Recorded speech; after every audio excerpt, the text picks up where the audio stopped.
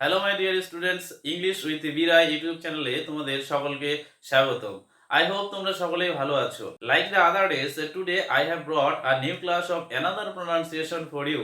অন্যান্য দিনের মতো আজকেও আমি তোমাদের জন্য উচ্চারণের একটি নতুন ক্লাস নিয়ে এসেছি।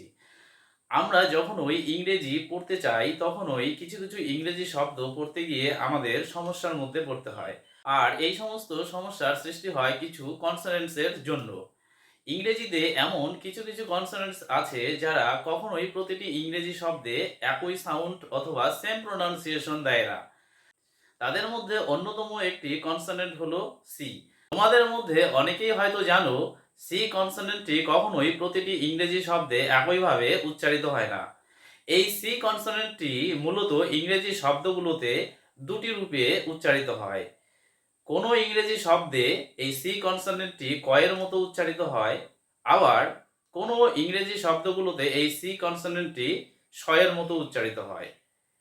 তো আজকের এই ক্লাসে আমি তোমাদের সামনে আলোচনা করব এই সি কনসোনেন্টটি কখন ইংরেজি শব্দগুলোতে শয়ের মতো উচ্চারিত হবে। তো চলো আজকের ক্লাসটি শুরু করি। তোমরা অবশ্যই মনে রাখবে কোনো ইংরেজি শব্দে সি কনসোনেন্টটির পরে যদি ই, আই এবং ওয়াই এই তিনটি লেটার্সকে দেখতে পাও, তাহলে সেই সমস্ত ইংরেজি শব্দগুলোতে সি কনসোনেন্টটির উচ্চারণ তালব্য অথবা দন্তাস্বয়ের মতো হবে। কি বললাম, যদি কোনো ইংরেজি শব্দে তোমরা সি কনসোনেন্টটির পরে ই ভাওয়েল, আই ভাওয়েল অথবা ওয়াই সেমি ভাওয়েলটি দেখতে পাও, তাহলে সেই সমস্ত ইংরেজি শব্দগুলোতে এই সি কনসোনেন্টটির উচ্চারণ তালব্য অথবা দন্তাস্বয়ের মতো হবে। চলো আমি কিছু ইংলিশ ওয়ার্ডস লিখছি, যেই শব্দগুলোকে অথবা যেই ওয়ার্ডসগুলোকে দেখলে তোমরা বুঝতে পারবে সেই সমস্ত শব্দগুলোতে সি কনসোনেন্টটির উচ্চারণ অথবা সি কনসোনেন্টটির পরে ই এবং আই ভাওয়েলটি থাকলে অথবা ওয়াই সেমি ভাওয়েলটি থাকলে সেই সমস্ত শব্দগুলোতে সি কনসোনেন্টটির উচ্চারণ তালব্য অথবা দন্তাস্বয়ের মতো হচ্ছে কিনা। এক্সাম্পলস যেমন accelerate,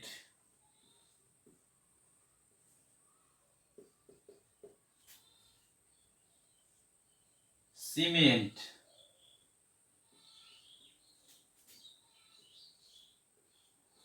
centre,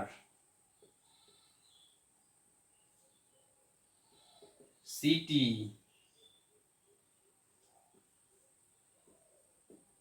cylinder,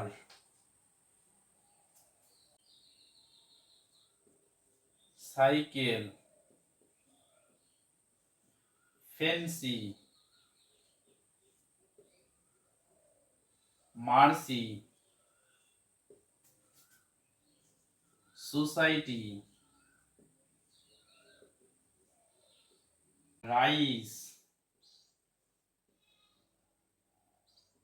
মাইস, century, science,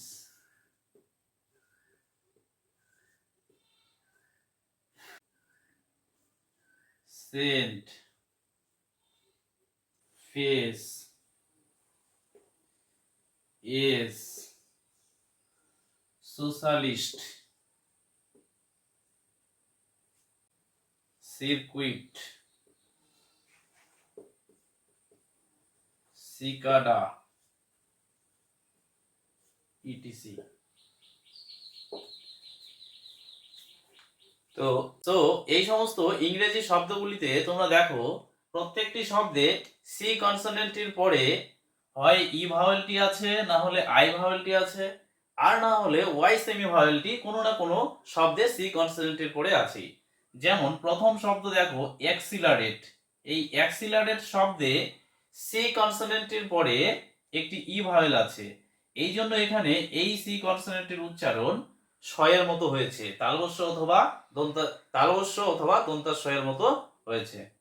পরের শব্দ দেখো সিমেন্ট, এখানেও সি কনসোনেন্টের পরে ই ভাওয়েলটি আছে, তারপরে দেখো সেন্টার, এই শব্দেও সি কনসোনেন্টের পরে ই ভাওয়েলটি আছে। তারপরে শব্দ লক্ষ্য করো সিটি, এই সিটি শব্দে সি কনসোনেন্টের পরে আই ভাওয়েলটি আছে, এই জন্য এই শব্দে সি কনসোনেন্টের উচ্চারণ শয়ের মতো হয়েছে। তারপরে দেখো সিলিন্ডার, এই সিলিন্ডার শব্দে সি কনসোনেন্টের পরে ওয়াই ভাওয়েলটি আছে এবং এই শব্দে সি এর উচ্চারণ শয়ের মতো হয়েছে।